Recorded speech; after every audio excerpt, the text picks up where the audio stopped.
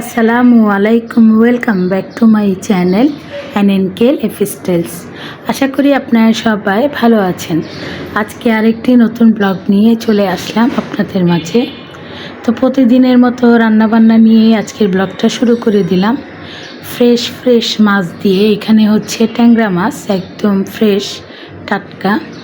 তো মাছগুলো কিন্তু কেটে ধুয়ে আপনাদের সাথে শেয়ার করছি। আর ট্যাংরা মাছগুলো খেতে কিন্তু ভীষণ ভালো লাগে। আজকে কিন্তু ট্যাংরা মাছ আলু দিয়ে রান্না করব, আর মাছটা একটু ভেজে তারপরেই রান্না করব। তো বরাবরের মতো ভাত বসিয়ে দিলাম, ভাতটা হতে থাকুক, সেই সাথে অন্য চুলাতে মাছগুলো ভেজে নিচ্ছি।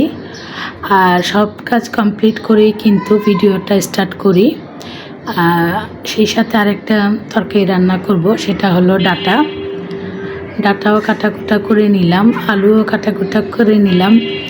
তো আজকে ডাটা দিয়ে লইট্টা মাছের শুটকি দিয়ে রান্না করব, আর ট্যাংরা মাছ দিয়ে আলু রান্না করব। আলহামদুলিল্লাহ, আজকে আমাদের রিজিকে এই দুটা মজার রেসিপি আছে। প্রতিদিনই মজার খাবার খাচ্ছি, এই জন্য কিন্তু যদি শুকরিয়া অনেকবারও আদায় করি তাহলে কিন্তু কম হয়ে যায়। আমরা কখনোই শুকরিয়া আদায় করতে পারবো না, কারণ আমাদের রিজিকে মহান রাব্বুল আলামিন সবসময় মজার খাবার লিখে রেখেছেন, আর আমরা এগুলো খেয়েই বেঁচে আছি। তো প্রতিদিনই কিন্তু রান্নাবান্না করি, ভিডিওগুলো শেয়ার করি, ভালো লাগে এই জন্য। আর যখন বাইরে যাই তখন তো বাইরে ভিডিও করলে ওগুলো শেয়ার করি। তো রান্নার ধরন প্রতিদিন কিন্তু এক থাকে না, এক এক দিন এক একটা রান্না করি। তো আজকে যেমন ট্যাংরা মাছ দিয়ে আলু রান্না করছি, তারপরে ডাটা সাথে একটা আলু দিলাম, একটু কুচি করে কেটেই দিলাম, আলু ভাজির মতো একটু মোটা করে। আর লইট্টা মাছের শুটকি দিয়ে আর কি ডাটা তরকারিটা রান্না করব। আর এটা একদম ভুনা টাইপেরই হবে, শুটকি দিয়ে যেটা রান্না করব ডাটার তরকারি। আর আলু দিয়ে ট্যাংরা মাছের তরকারিটাও অল্প ঝোল হবে, বেশি ঝোল হবে না। তো ওই জন্যই বলছি যে প্রতিদিনের খাবারের স্টাইল কিন্তু এক না, আলাদা। আর একটা তরকারি রান্না করলেও এটার সাথে দেখা যায় একটা ভাজি কিংবা ডাল কিছু করা লাগে। প্রতিদিনই দুইটা তরকারি রান্না করি। তো আলু সবজিটা আমাদের বাসায় একটু বেশি খাওয়া পড়ে, সবাই পছন্দ করে, সেই জন্য। তো আমি অবশ্য আলু তেমন একটা পছন্দ করি না, তবে মাছ খুব পছন্দ করি। তো ভাতটা হয়ে গিয়েছে, এখন আমি আলুটা সুন্দর করে মশলা দিয়ে কষিয়ে তারপরে ঝোলের পানি দিয়ে দিলাম। আর মাছগুলো যেহেতু ভাজা আছে, যখন আলু সেদ্ধ হয়ে যাবে তখন মাছগুলো দিয়ে দিব। তারপরে ধনিয়া পাতা আছে, ধনিয়া পাতা দিয়ে তরকারিটা নামিয়ে ফেলবো। আর সেই সাথে ডাটার তরকারিটাও বসিয়ে দেব। তো রান্নার ফাঁকে কিন্তু টুকটাক যে কাজ এগুলো করে ফেলি, যেমন যেগুলো বাসন ভরে আর কি রান্না করার সময় ওগুলো ধুয়ে ফেলি। তারপর রান্নার সাথে আরও যা থাকে টুকটাক ওই কাজগুলো করে ফেলি, ওগুলো আর শেয়ার করা যায় না।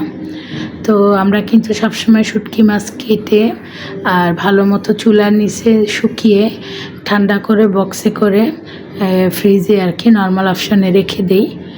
আর যখনই আর কি শুটকি রান্না করি ওখান থেকে বের করে তারপরে সুন্দর করে ধুয়ে তারপরে রান্না করি। তো এই লইট্টা মাছের শুটকিগুলো কয়েক পিস বের করে নিলাম, ডাটার তরকারিতে দিব, সেই জন্য ডাটার তরকারিতে চিংড়ি মাছ দিলেও ভালো লাগে।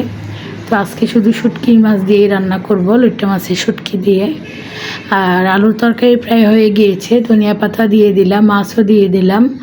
তো আর কিছুক্ষণ পরে নামিয়ে ফেলবো। তো খেতে দুইটা তরকারি ভীষণ মজা হয়েছিল, মাছ সেই সাথে শুটকির তরকারি।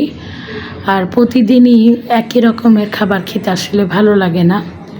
আর মাছ প্রতিদিনই খাওয়া যায়, তবে গোস্ত টাইপের কোনো কিছু হলে তা আবার প্রতিদিন খাওয়া যায় না।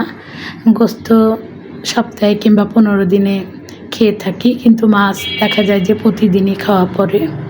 তো এখন এই যে আমি কিন্তু লইট্টা মাছের শুটকিগুলো হালকা তেলে ভেজে উঠিয়ে রেখেছিলাম, যে কড়াইতে রান্না করছি সেই কড়াইতেই তেল দিয়ে আর কি হালকা ভেজে উঠিয়ে রেখে তারপরে মশলা কষিয়ে ডাটা আলুটা সুন্দর করে কষিয়ে তারপরে এই যে শুটকিগুলো দিয়েও কাঁচামরিচ কয়েকটা দিলাম। শুটকির তরকারিতে বেশি করে কাঁচামরিচ দিলে কিন্তু ফ্লেভারও আসে, আবার ঝালও হয়, মজা লাগে। তো অত বেশি দেইনি, পরিমাণ মতোই দিয়েছি, যেহেতু মরিচের গুঁড়া দিয়েছি। তো ভাজা শুটকিগুলো দিয়েও আর একটু কষিয়ে তারপরে এখন একটু পানি দিয়ে দিব, এই পরিমাণেই দিব যেন সবজিগুলো সেদ্ধ হয়ে যায়, আবার পানিটাও শুকিয়ে যায়, আর মানে মাখো মাখো ভুনা ভুনা টাইপের হয়ে যায়। ডাঁটার তরকারিতে আবার আমরা ঝোল খাই না, শুকনাই আর কি ভুনা পছন্দ করি, সেটা শুটকি দিয়ে আর কি বেশি এরকম শুকনা টাইপের পছন্দ করি। তো এই যে এই পরিমাণেই ঝোল দিয়ে দিলাম, এখন জাল হতে থাক, তারপরে যখন পানি শুকিয়ে যাবে তরকারিটাও হয়ে যাবে। তো আমার আজকের এই ভিডিওটি দেখে যদি আপনাদের ভালো লেগে থাকে তাহলে অবশ্যই লাইক দিবেন, কমেন্টস করবেন। আর প্রতিদিন যারা আমার ভিডিও দেখছেন আমি অবশ্যই আপনাদের ভিডিও দেখব। সাবস্ক্রাইব করাটা আসলে বড় কথা না, সাবস্ক্রাইব করে ভিডিও না দেখাটা হলো বড় কথা। তো যারা ভিডিও নিয়মিত দেখবেন আপনারা ইনশাল্লাহ আমার থেকে ফুল ওয়াচ পাবেন, আমি আপনাদের ভিডিও নিয়মিত দেখব, এটাই বলবো। আসলে সাবস্ক্রাইব বাড়িয়ে লাভ কি, ভিডিওতে যদি ভিউ না হয়। তো ওই জন্য আর এখন সাবস্ক্রাইব এমনি হয়ে যায়, আসলে ভিউজটা হচ্ছে না, এই জন্য আর কি বেশি মন খারাপ লাগে। তো তরকারি রান্না কিন্তু কমপ্লিট, সব শেষে এই যে দেখেন ডাঁটা তরকারিটাও কিন্তু হয়ে গিয়েছে, ঝোলটা শুকিয়ে গিয়েছে, অল্প ধনিয়া পাতাও দিয়ে দিলাম। তো রান্না বান্না কমপ্লিট, এই ছিল আজকে আমার এই ভিডিও। তো আজ তাহলে এই পর্যন্তই, দেখা হবে ইনশাল্লাহ পরের কোনো ভিডিওতে। আপনারা সবাই ভালো থাকবেন, আল্লাহ হাফেজ।